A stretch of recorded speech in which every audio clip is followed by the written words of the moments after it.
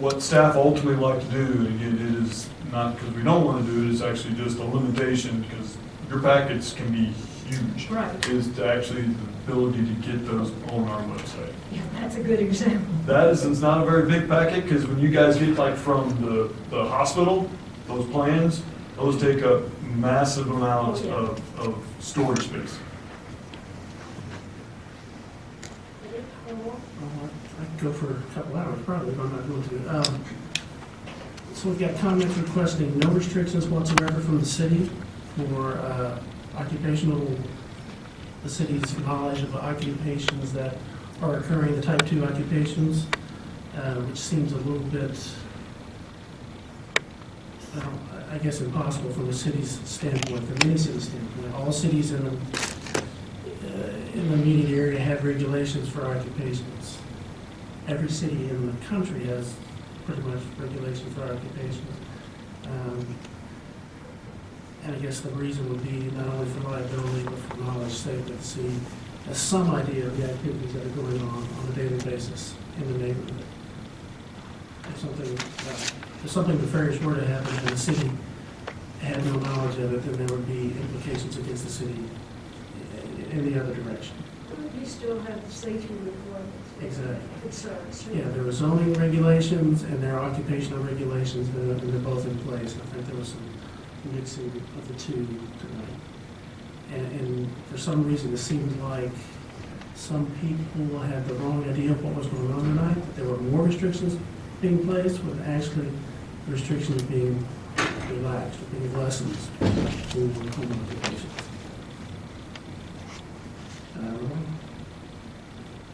Anyone else?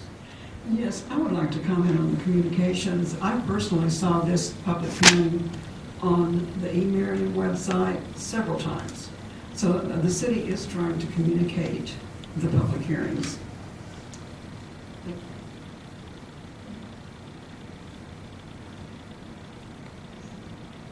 Yeah, question for Brian. Well, Yeah.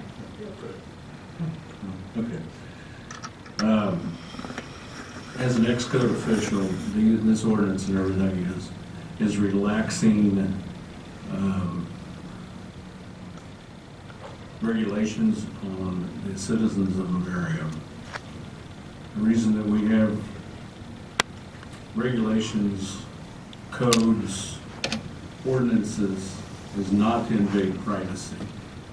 It's to protect all from, with all due respect, stupid things that we do. Codes, life safety codes, whatever, are written to protect lives. Ordinances are to protect the citizens around the citizens, to ensure that nobody blows a house up and the birds come flying out, and then all of a sudden somebody says, well, city administrators and everybody, why didn't you do your job? We're not up here to invade privacy. That is not our job. We are here to give good leadership as a board, as a planning commission, okay, to guide this city, to ensure that people come and want to live in this city, just like I moved here 14 years ago because I heard Merriam was a very great city to live in. I've been here 14 years, I'm just an infant. There's a lot of people that's been here 40, 50, 60 years. I intend to die in Merriam, okay, in the house that I live in. So I'm very appalled to have citizens come in here and say, we're invading your privacy. I think you better go back, the ones who said that, and go back and read your Constitution and whatever. If anything, this commission believes in the Constitution of the United States probably more than a lot of citizens in Merriam does. So therefore, we are relaxing what the rules and regulations would be to make it more possible for you to be able to conduct what you need to do in the city of Merriam.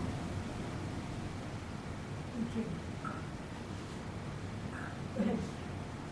I would just like to add to some of to put my 2 cents in on this. I'm third generation Merriam resident.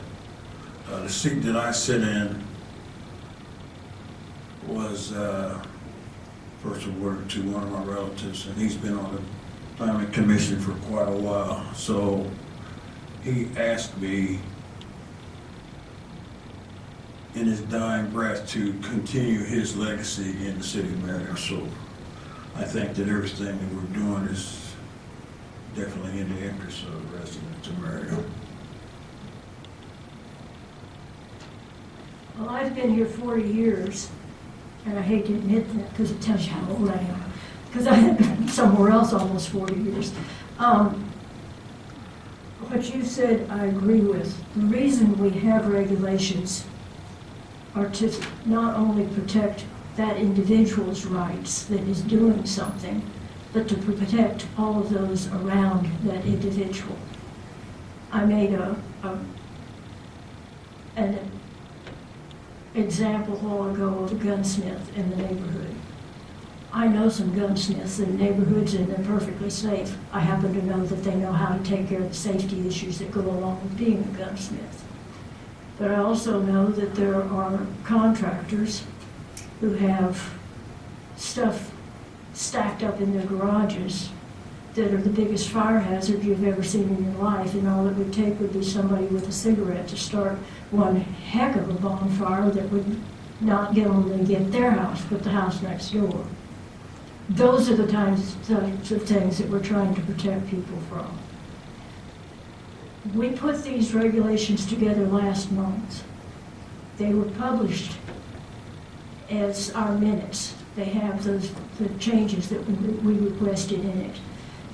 If anyone saw what we provided with this packet tonight, and which is perfectly available to anybody that asked for a copy of it, they would have seen, just as Mr. Dyer has provided, that the things that we're trying to do are easing the regulations and trying to bring us up into the date of 2018, and to recognize that there are so many home people working at home, and yet not just throw the baby out with the bathwater and say, oh, they're all perfectly safe. You know, we don't have to even think about knowing who they are, much less what they're doing. So, as I said a while ago, these things have to be done in increments. And when you start, anytime we have something, anytime you hear, and I'm going to make this very broad, I'm not talking about any one person, anytime you hear about what we are going to do in the way of regulations, and you hear it from anybody other than city staff or written communication from the city, take it with a grain of salt, and if you're interested in it, contact the city to get a copy of it, because there are people who have their own set ideas of how things should be, and they will take what we have said and make it fit whatever their idea is, whether it's accurate or not. And I think that's what happened this time, from what I've heard from people here. There's so many of you have said, well, that's not what we heard. That's not what we heard. Well, if you don't like what you hear in particular, contact the city. They will, this is what we get. They will be glad to send you the same thing if you want to go through it. And I'm serious. If you have a concern, if your neighbors have a concern about anything, tell them to contact the city. We're more than glad for everybody to know what we're doing. We're not doing anything in secret. We have no intention of doing things in secret. That's why we hold public hearings. And as I said earlier, quite frequently, especially when we have anything like this in connection with changing regulations and codes, we will have a house full, and there will be comments, and you're welcome to have them. The only thing that we hope is that we're both speaking from the same set of pages with the same information, and not you hearing one thing and us hearing and doing something else. And with that, I think we better go on to... I think, if I may, Go ahead. was there a question over there from Anybody else? Yeah, Commissioner Hall? I think my fellow commissioners have said it all. I don't need to say anything I else. thought you had a question, I'm sorry. Okay, I'm sorry, I didn't look around first. I have one question. One an easy one. Can we add websites to that? Yes, that's easily done. Let's add it so that it's actually in there. That's easily done. And the other one, talking about this, not more than 3 people at one time. I think it would be well maybe to leave in our one group meeting once a month that we currently have. That is It easy. makes sense for a lot of types of these, Mary Kay, the lady with the food prep, that type of thing. Let me, and certainly don't disagree with that, but let me read it so everybody understands exactly what the chair is talking about. Group gatherings and meetings involving more than one business patron may be held on the residential premises no more frequently, or I can actually say no more frequently than one time per month, and shall be held within the dwelling unit or accessory structure in which the home occupation is conducted. And you'd have to change that with more than 1 to more than 3.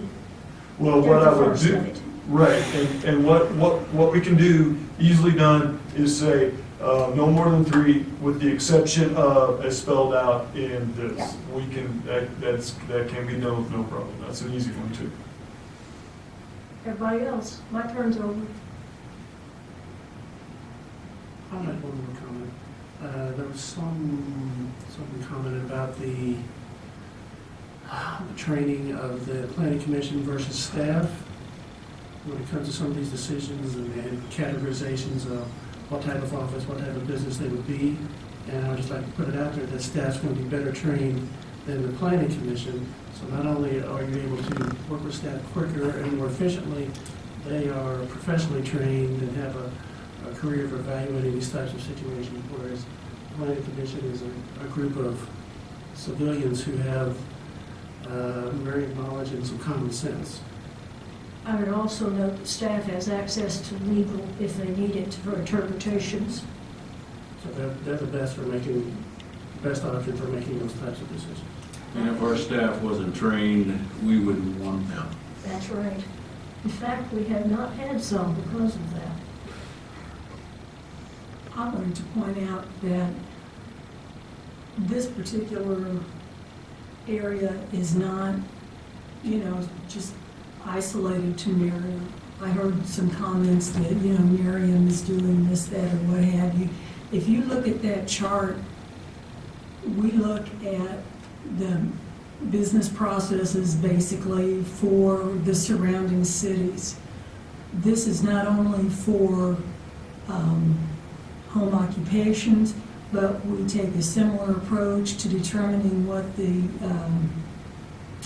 solid waste removal ordinances are and things like that, because that a lot of times there is a law that has been handed down from the state or wherever, and then each city has to determine how are they going to make that happen in their particular community.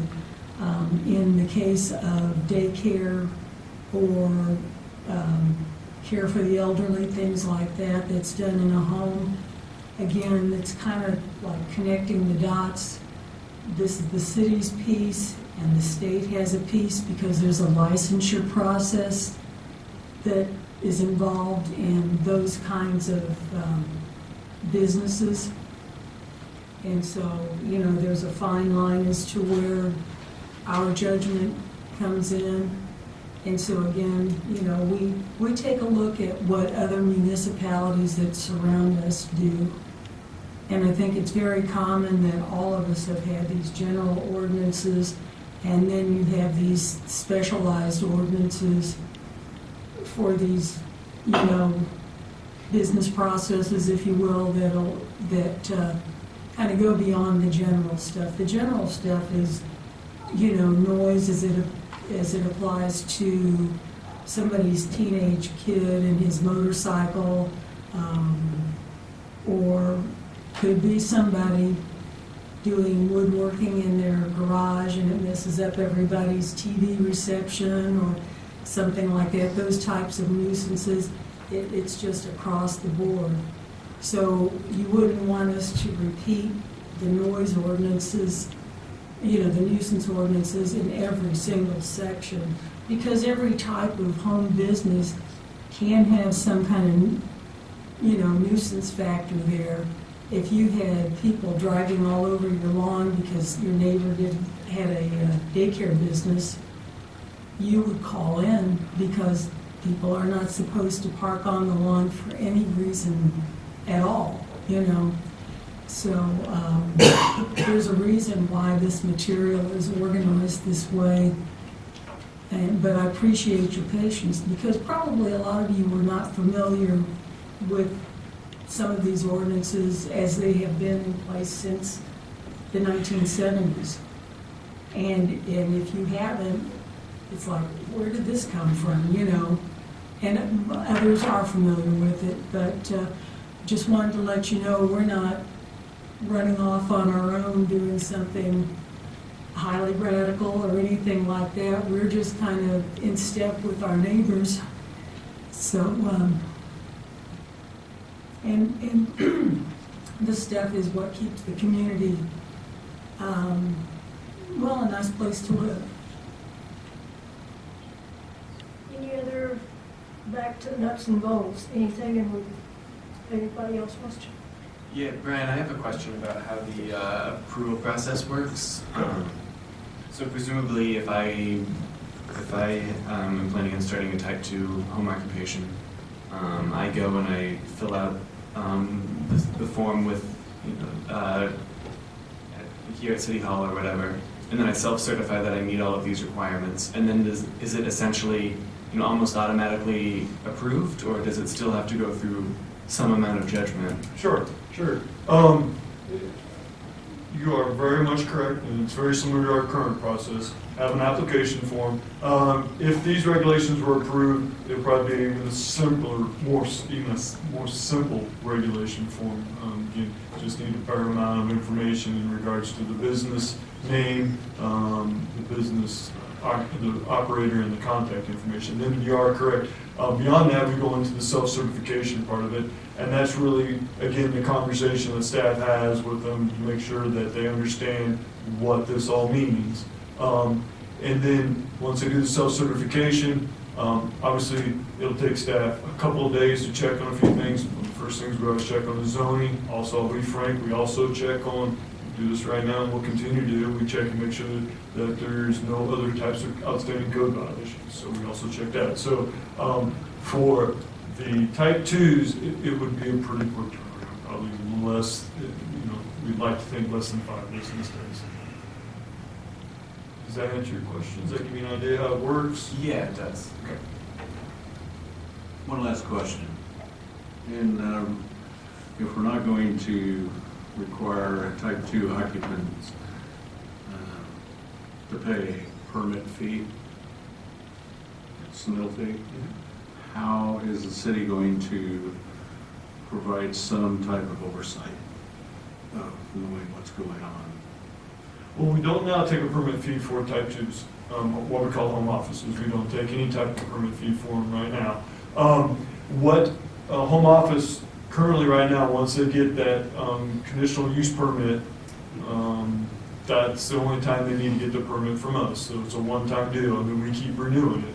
And that's to be the same process here. Once they get the permit from staff, as they do now, we automatically renew it every 5 years unless we have a complaint.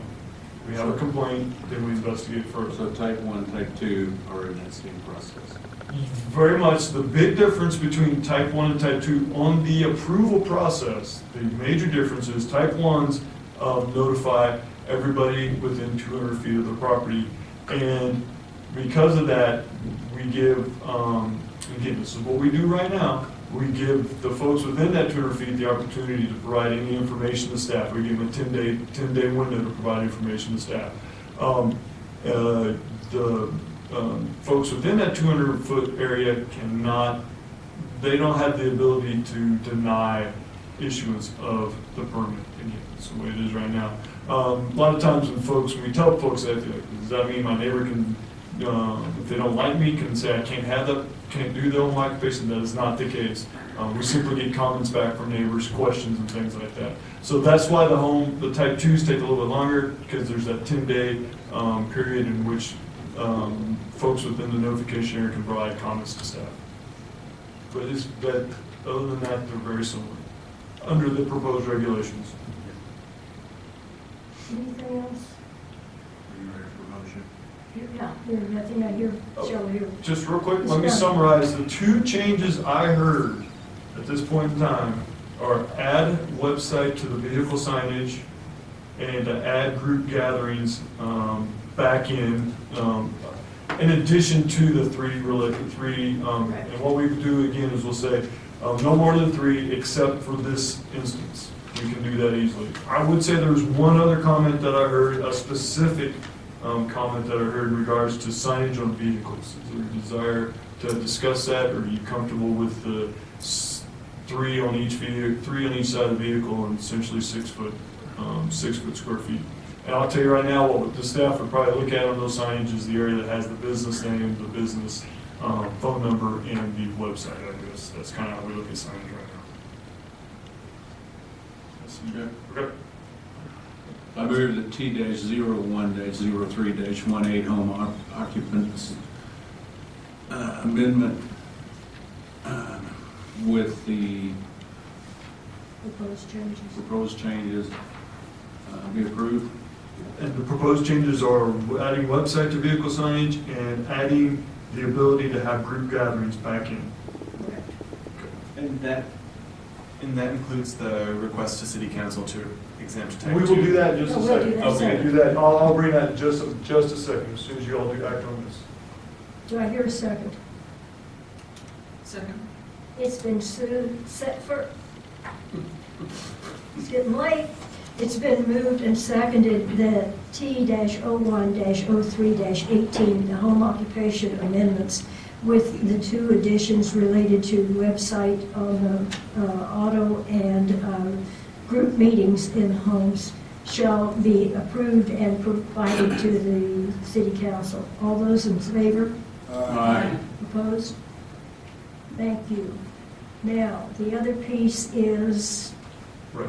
I think all we need from that is there a consensus among the planning commissioners that they would encourage or suggest that the city council review and look at the desirability to keep home occupation type 2 requirement to get a Merriam occupation license. Is that a consensus up here, or is there a feeling that should, this is their opinions?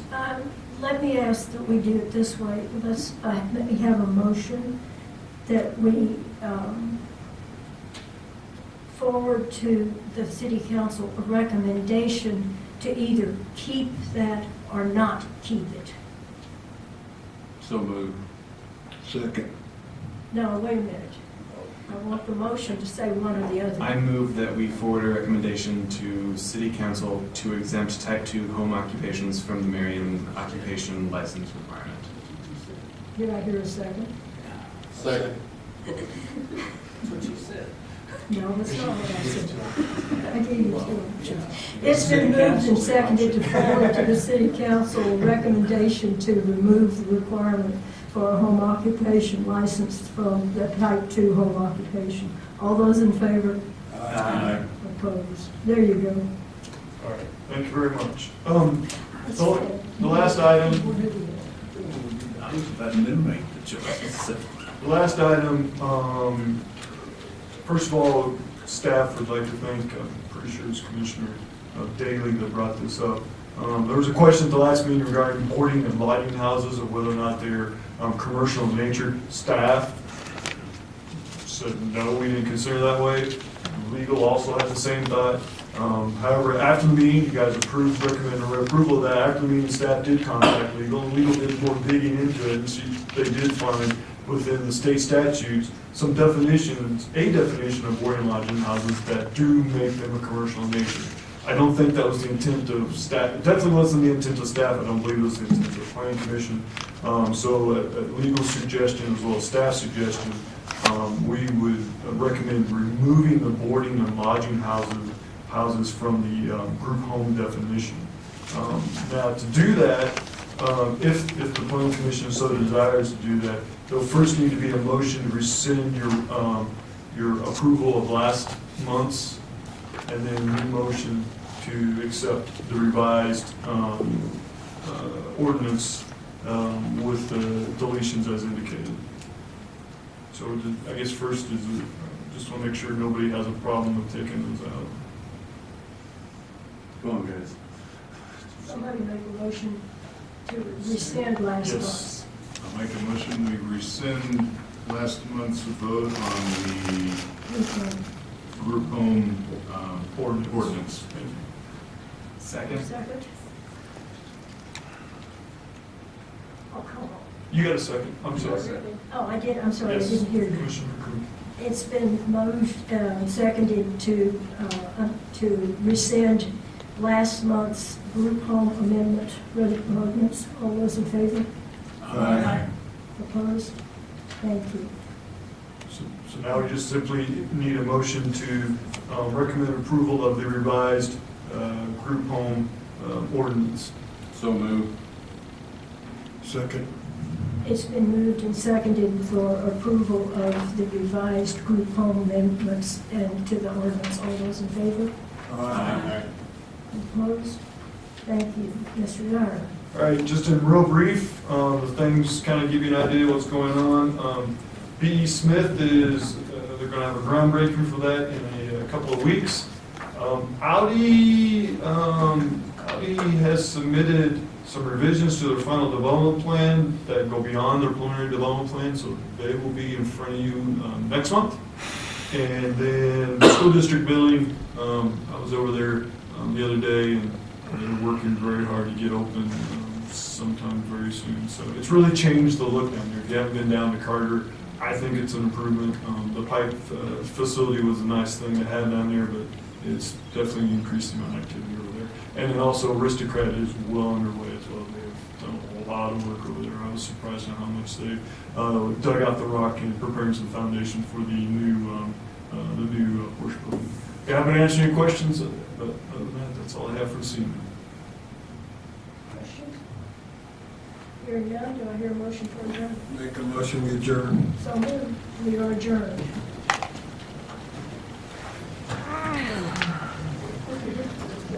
Thank you, Mitch.